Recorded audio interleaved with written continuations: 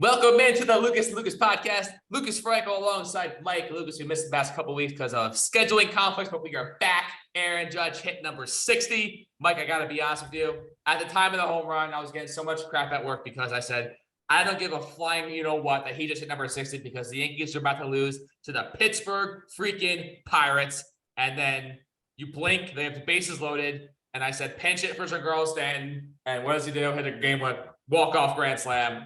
Just one of the most improbable wins that I've ever seen with the Yankees. They had lost 113 straight games when trailing by 4 runs after 8 innings. And to see them pull that off was absolutely amazing. I'm just happy that the Judge homer meant something. What a night at Yankee Stadium. I wish I was there. This was precisely what this team needed. Now, there's no guarantee this leads to anything. There's no guarantee this means immediate change. But since we last talked, Frank, the Yanks have been on a free fall. They've been terrible. They've been playing terrible baseball. And outside of Aaron Judge, no one on this offense is producing whatsoever. And sometimes in sports, and I didn't play baseball past my sophomore year of high school, but I could just talk from a sports perspective. Sometimes you need that little jolt of luck to turn your entire season around. Like one game like that can flip the switch in everyone's head and go from, oh, shoot, here we go again. Another collapse. We're going to lose a game to a crappy team that we should have won. To all of a sudden, we just did something that was statistically improbable. We're going to talk about the Browns-Jets in a second. They had a 99.9% chance to win. Cleveland did on Sunday, and then Joe Flacco. I believe it was 99.7. Whatever it was. The Pirates' win percentage going to the ninth inning there, Franco, had to be in the high 90s. And to see a team galvanized the way they did, including a Judge home run number 60, including, of all people, Stanton hitting the walk-off grand slam. Those are the kind of victories that when you go back and look at this season in a whole, if the Yankees end up making a deep playoff push and hopefully to the World Series, hopefully winning the World Series, I think this game's the game we go back and look at and say, yeah, they were on a free fall on September 21st. 20th. It all turned, or 20th. It all turned around. That home run by Judge to start the inning and the walk-off grand slam by Stanton was what put this team on the track that they were on earlier this season that made them a contender. Now, granted, just because Stanton hits the home run doesn't mean they can pitch. Just because he hit the one home run doesn't mean he's not going to strike out 30 times. But there are certain moments in a season that matter more than others, and last night's ninth inning mattered more than other games for them. Well, you say that, and in hindsight, that should be 100% true. We'll see how they respond here. But a couple weeks ago, I believe early August, mid-August, Josh Donaldson hit a walk-off grand slam against the Rays, which at the time was, oh my God, like the Yankees just like saved their season. And then they believe after that, they lost like 5 games in a row. So they've had moments like these over the past couple months, and they've turned out not to mean a single thing. Whether this one will end up meaning something, we'll see. But as we've seen with this Yankees team, every time you think that they're about to like get back on track in the second half of the season, they immediately revert back. So I would not say by any means that last night's win means that this team's going to start taking off again, because there's still a lot of problems. Clay Holmes is still completely lost at the mound. Honestly, at this stage, I know I like reach rash conclusions. And last night, Mike, I was probably the most negative I've been maybe all season with the Yankees. I said I don't want Judge hitting number 60 when we're going to lose to the Pirates 8-5. I was like literally saying in my head. I never said it out loud because I was already like saying so many negative things. I shut the game off. I was so annoyed. And I said, pitch it for Judge. I don't want him hitting a meaningless home run here for number 60. It's got to mean something. And then he hit the home run. And I was like, great. Whoop-de-freaking do. Not happy at all. And then they did what they did. It was absolutely amazing. And then I obviously said, I did tweet pinch it for Judge, for Stanton, because he did. I saw that. And then, but you know what? If that's what it takes for the Yankees to win, then I'll do whatever it takes. But Judge, man, this is absurd. I mean, if the season ended today, Mike, he's a Triple Crown leader. And he's got 60 home runs. And it's do you think people are truly appreciating what they're seeing right now? No. And there's a couple reasons why. First and foremost, no one's seeing it because no one gives a crap about baseball outside of New York and Houston and Los Angeles. On a grand scale, it is a minute point, and it sucks because it's a historically amazing season Judge is having. But do people care? No, they don't care because football's on now. And baseball is third or fourth on the popularity chart in sports. And even a historic season like this It doesn't move the needle. And second off, it's being disparaged because Shohei Ohtani is still the discussion of baseball. No. Shohei Ohtani is not the discussion of baseball. The only argument people are trying to make is that he has a case to be MVP, but it's really not a case because Judge is minus 10,000. So, but let me just say this: he has a case to be made in the MVP race. If Shohei was only a hitter, or only a pitcher, Aaron Judge would be the only story in the American League right now. The only story in the American League. Nothing else would matter. Nothing would be. No one's really talking about Ohtani. This whole Ohtani thing is a joke. People are acting like he's the second. Hang on, my turn. People are acting like he's the second coming of God. Like he's this incredible force that the world has never ever seen. Will never ever see again. Like he's a good player. He's a good hitter. He's a good pitcher. And we just have American society just hasn't allowed any American players to really go that route because of injury prevention and whatnot.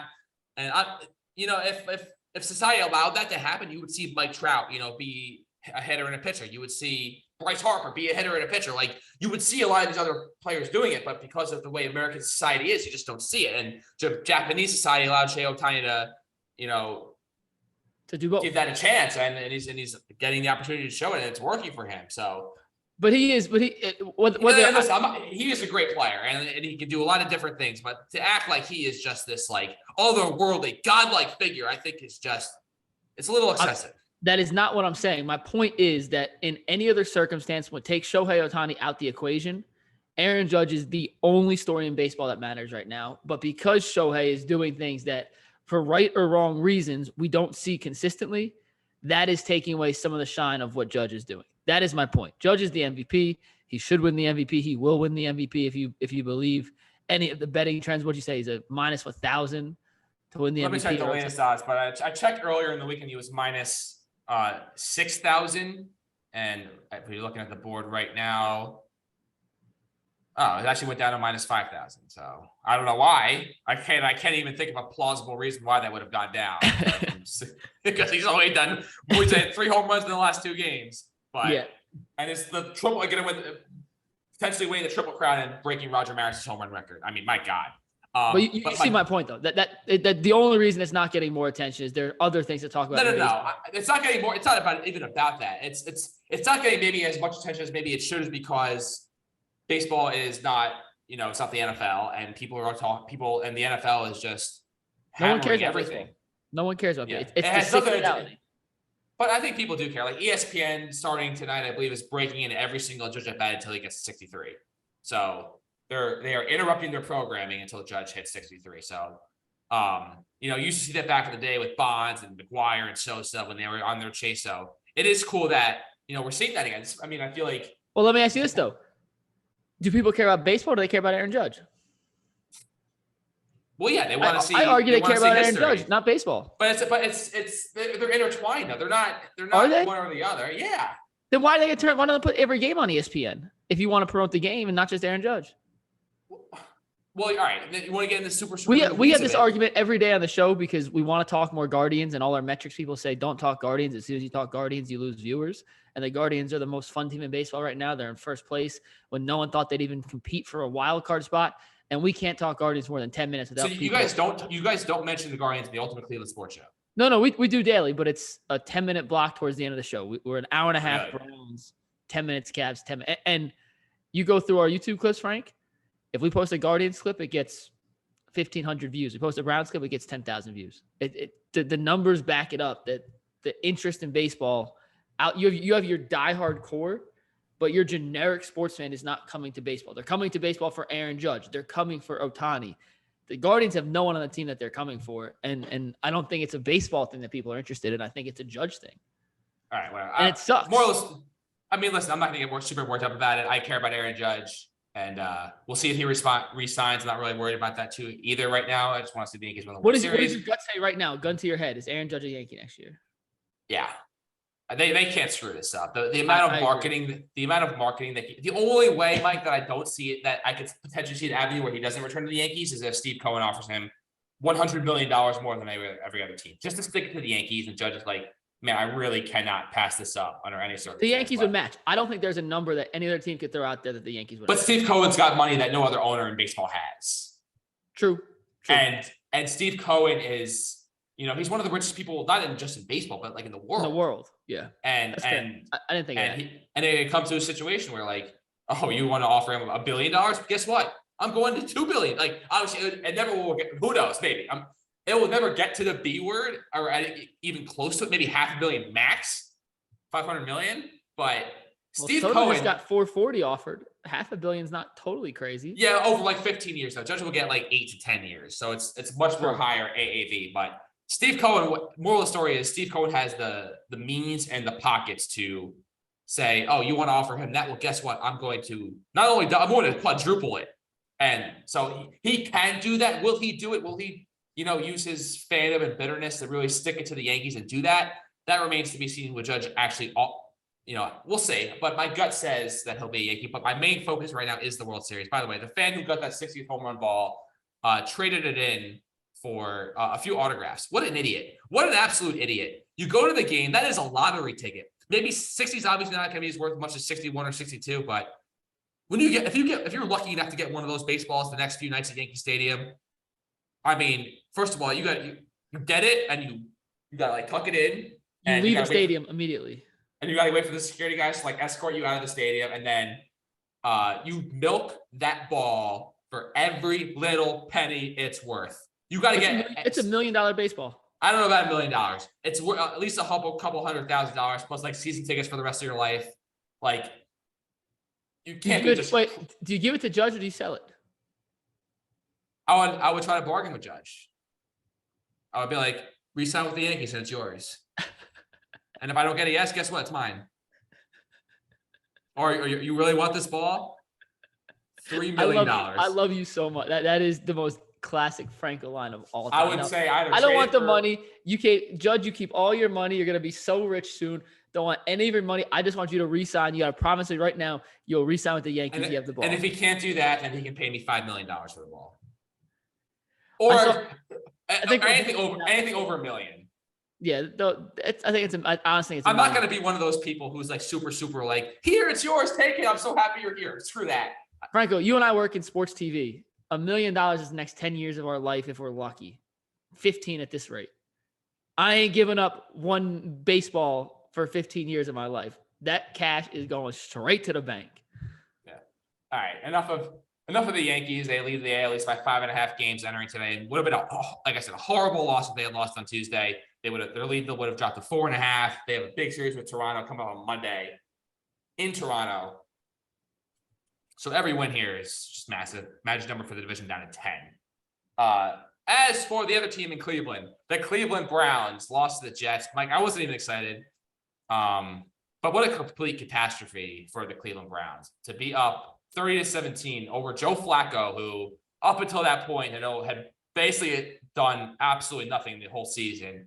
He was 2-15 in his last 17 starts, by the way. Had never won a start with the Jets either. I believe that he was 0-5 or 0-6 entering that game. But Mike, man, as someone who's in the line of fire right there in Cleveland, what was it like? What was the reaction like in Cleveland to seeing the New York pathetic Jets with Joe Flacco go in there and do something that hadn't been done in like 2,229 consecutive games?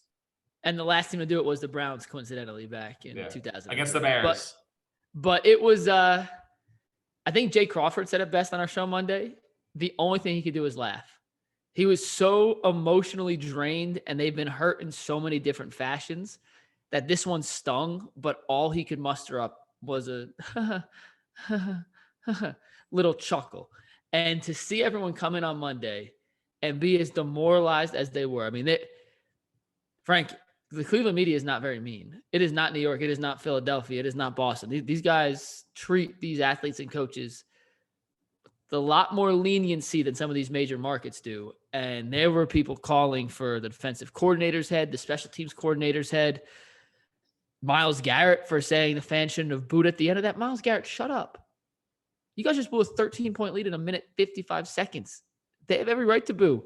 People saying Nick Chubb should have went out of bounds and who to blame for not telling him to go out of bounds. And we can not out of bounds. Not out of bounds. Slid down inbounds. Or get out of bounds and take 4 knees. It doesn't matter. Just don't score a touchdown there. Or Kareem Hunt.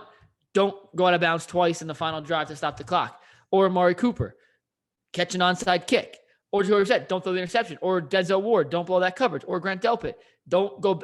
There were so many little things that had to happen from the second Nick Chubb scored that or Cade York, don't miss the field goal. Or the long snapper, who's been there the longest tenured Brown on the team, make a better snap.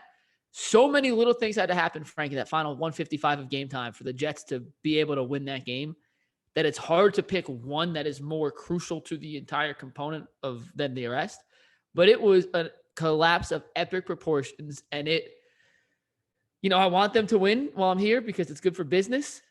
And it hurt, man, coming in. We started our post-game show, Frank, and I'll let you go after this. We started the 2-minute warning, right? Our post-game show. You're like, Browns win.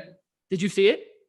What? If not, I'll send you the clip. Yeah, I'll send you the clip. But I'll just tell you. But I go, and welcome into the Ultimate Cleveland Sports Show post-game show. Barring an epic collapse in the next 2 minutes, the Cleveland Browns will be 2-0 for the first time since 1993. And fast forward, it was like, they just gave a 660-yard touchdown. They botched the onside kick. And by the end of it, all of us had our hands in our faces in our hands. Like, what in the world did we just witness? So give Joe Flacco credit. The Browns screwed up so many things, but I'll give you some tidbits on the inside that I've learned since then. But Frank, as a Jets fan, that had to be the most enthralling last little bit of all time for you. No, it wasn't, because in the grand scheme of things, Mike, like, unlike a lot of people in this world, I have perspective. And when you look at the conference, even though there are certain things that have happened that I guess are weren't maybe as anticipated as you would have thought going in, like, the Cincinnati Bengals starting 0-2, the Pittsburgh Steelers looking very vulnerable, the Tennessee Titans and the Indianapolis Colts both looking absolutely horrific, along with the Broncos not looking great, and the Raiders playing poorly. So, like, I guess in the grand scheme, in terms of the Jets, like, the expectations for the season were so low, win total of 5.5 games, and knowing how difficult the schedule is, that you don't want to get ahead of yourself. Like, it was a great win, and the Jets needed that win. Believe me, they needed that win, because Robert Saleh was chirping all week about his critics and, writing receipts and taking receipts of all the people that said he's going to fail and the Jets stink. So the Jets absolutely needed that win for Robert Saleh's sake, for the morale of the organization, because this week would have been an absolute just catastrophe for everyone involved if they had to answer more questions about another loss. Because let's face it, the Jets haven't won a lot of games recently. They've been picking in the top 5 of the draft consistently since probably like 2015 was the last like decent year they had. So any win you can get, just to get like the morale of the team up, is absolutely massive. But Mike, I think the Browns, I don't know what the reaction is in Cleveland. I've always spoken to one Browns fan about it, but to me, from an outsider, not knowing the backstory or whatever is involved with it, Brian the Elf is an absolute joke. What the hell is that? It's a clown show. You're a professional sports team. Take that little cartoon character off the field. No other team in sports has anything like that. We're a professional sports organization, and you have this whatever, I don't know what you call it, a cartoon in the middle of your field that looks like a joke. They should get rid of it and never have it on the field ever again. It was voted on by the fans. Pathetic. So from from the outside perspective, you may not like it. It won the fan vote. There was 4 options on the fan vote, Frank. That got 73% of the fan vote. I mean, my God, it is. I mean, especially when you lose like that, you have to like change. It's a bad look when you lose like that with that on the field. It is a terrible look.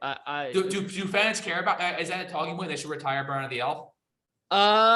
There was so much other stuff to get into this week that we never really dove into it. But I promise you this: if they lose tomorrow night against the Steelers, it will absolutely be a topic of conversation moving forward. I don't think we've had enough time or breaths since what happened on Sunday to get into that. But you lose again, your season. If the Browns lose tomorrow, the season's over. They're done. They can't afford to go 1-2 against. Well, as we said, the conference is a little, but maybe not as formidable as we thought. But their schedule gets so hard after week 4. It goes from a cakewalk, or theoretically a cakewalk of your schedule weeks 1 through 4. They play ready. You ready for this quarterback gauntlet in the first month of the season? Baker Mayfield, Joe Flacco, Mitch Trubisky, Marcus Mariota. And then it turns into Justin Herbert, Tom Brady, Tua, Lamar, Joe. Like they have to be 2-2 after these first 4 games.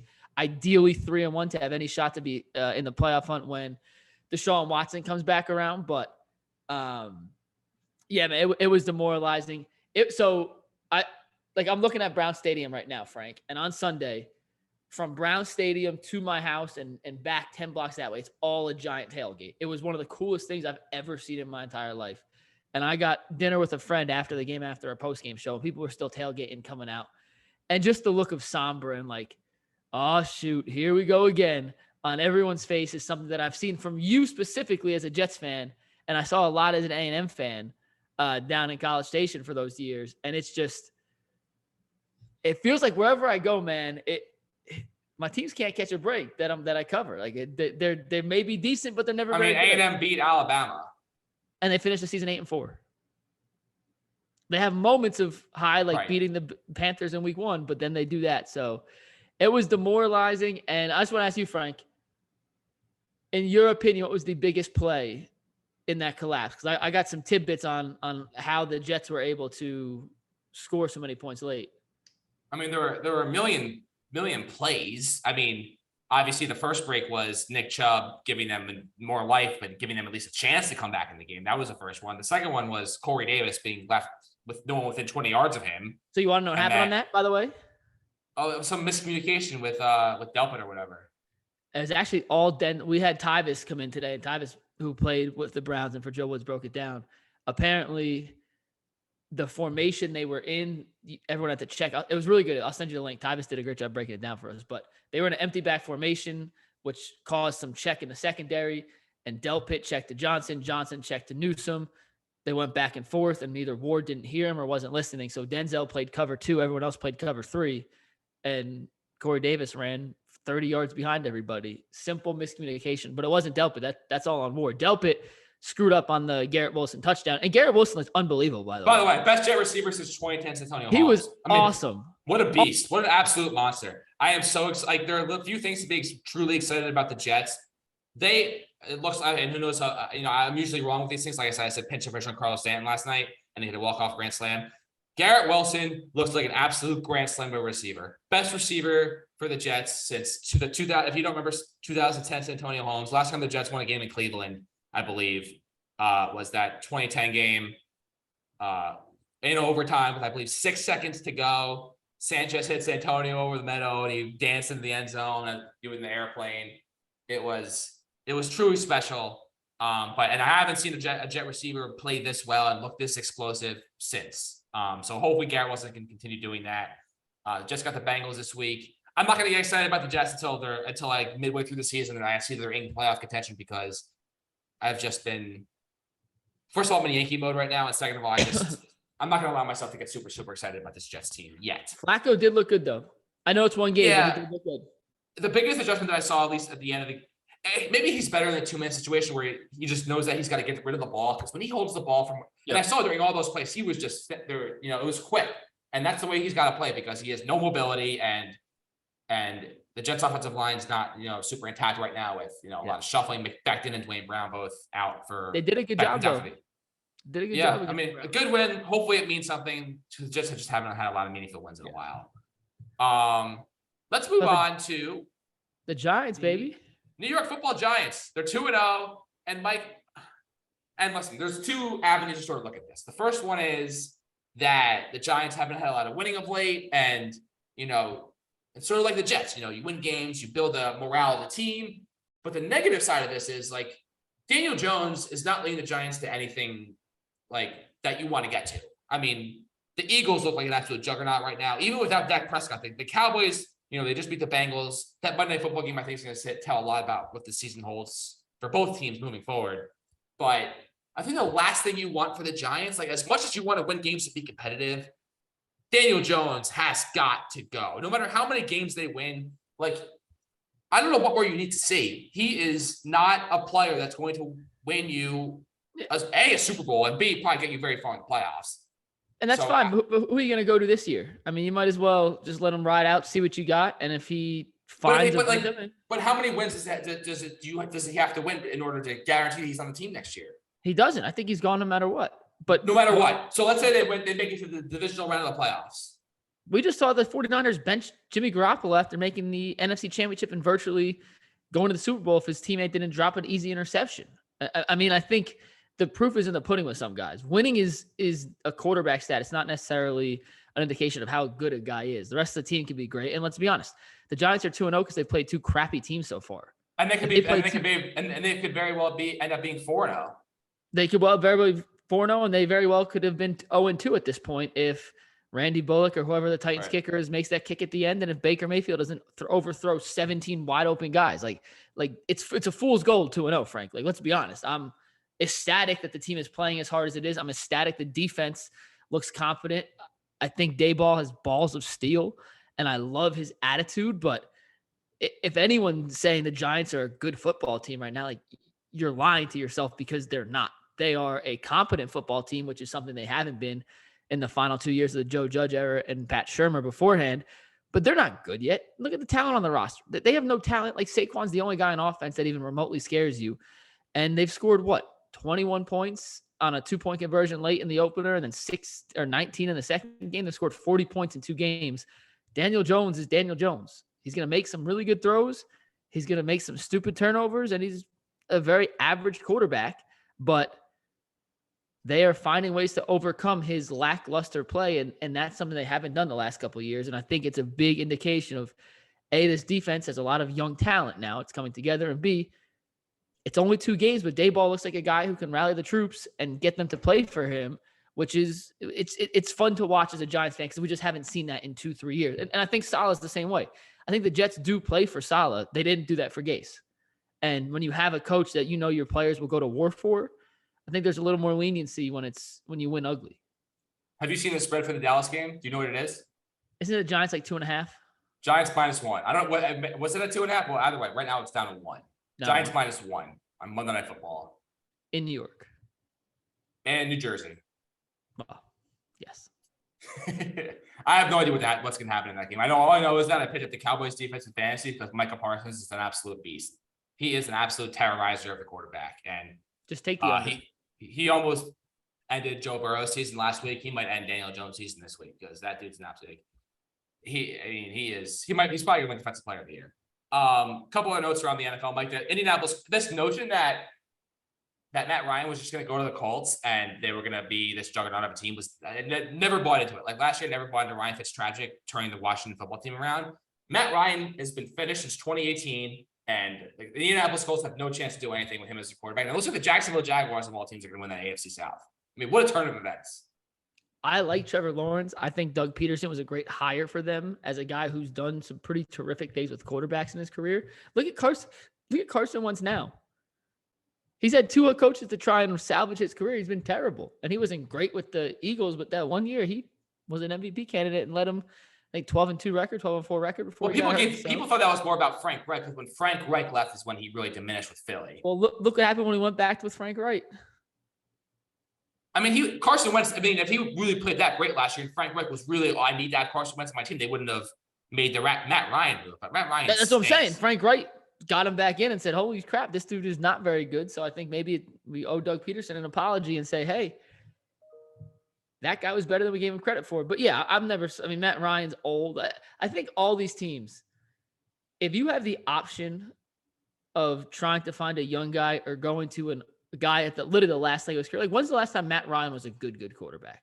2017, the year that before 2016, 2017, the year he took the Falcons to the playoffs and won MVP. So 4 years ago. He's been very mediocre for the last couple of years.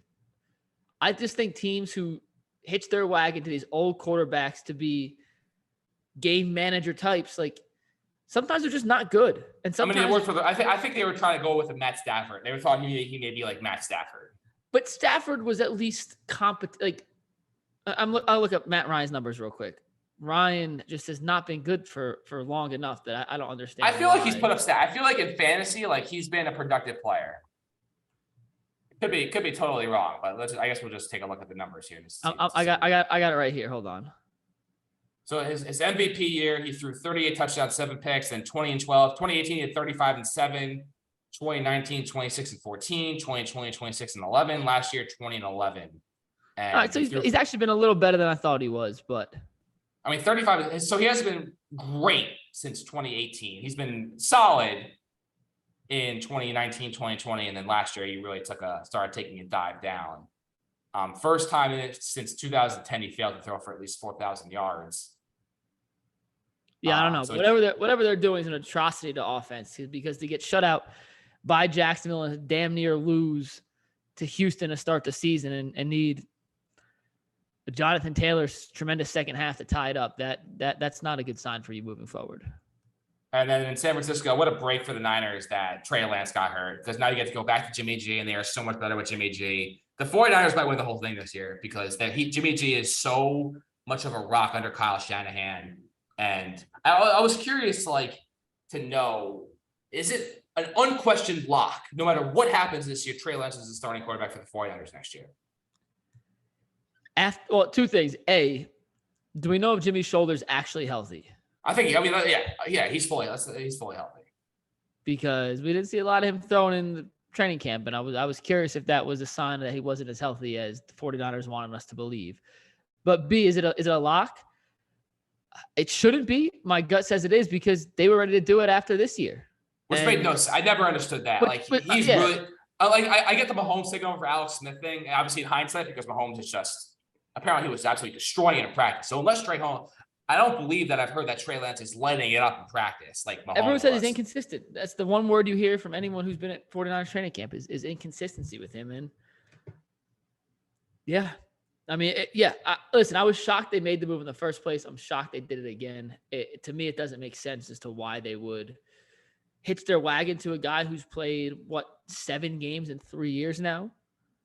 I know you traded up for him, but he hasn't shown anything. And Frank, I know we talked about that quarterback class 2 years ago. Trevor Lawrence, Zach Wilson, Trey Lance, Justin Fields, Mac Jones. Do you feel great about any of those guys? I mean, Trevor Lawrence, I think you feel the best about, but Zach Wilson's a big question mark. Trey Lance, a big question mark. Justin Fields, his coach only trusts him to throw the ball once every 17 plays. And then Mac Jones is okay, but it's not special. We'll see.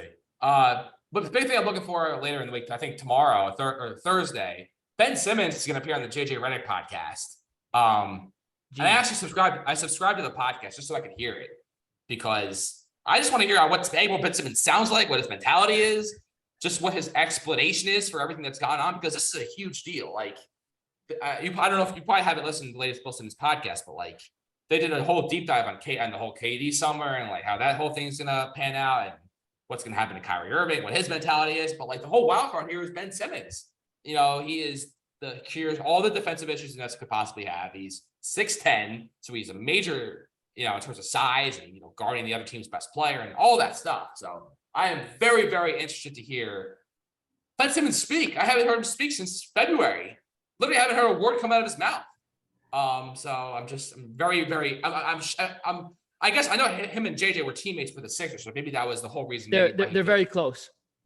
Those two are close. So I would not expect someone to grill him, put it that way. I'm sure he'll ask some questions, but JJ Redick, I feel like knows where he stands in the media landscape of things, and doesn't want to make himself look like an absolute idiot in front of, this is a huge get for that podcast. So he's not going to do it.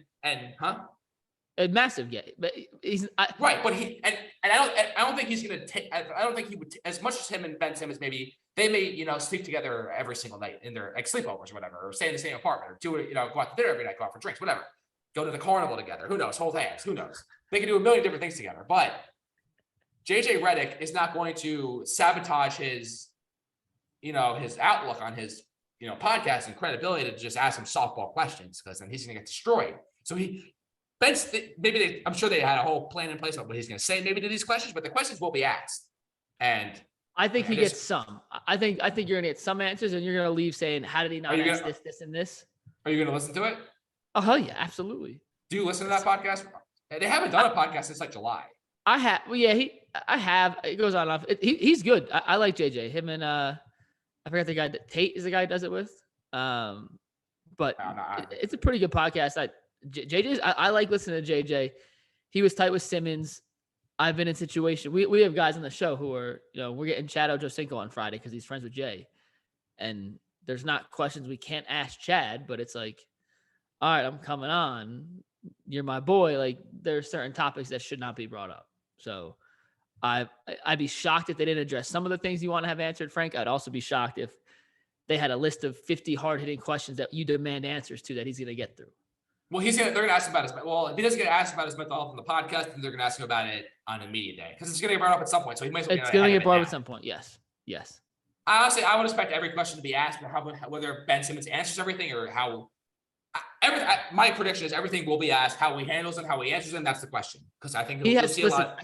I could guarantee this. He has every question that's going to be asked ahead of time, and him and his PR team are coming up with the right answer. So I hope he just doesn't plead the fifth because that would be a terrible law. And they also know that if he doesn't answer everything, it's going to look bad. So it's very interesting. By the way, did you watch Tim Donaghy documentary on Netflix? Not yet. All right, you have to watch it and then listen to the Bill Simmons podcast because it was a complete contradiction to everything that documentary said. Completely debunked. So I'll add it to my list. It's a very fascinating story going on there. All right, Frank. All right, that will do it for this edition of Lucas podcast. Aaron Judge, will he hit 62 on Apple TV? Find out Friday.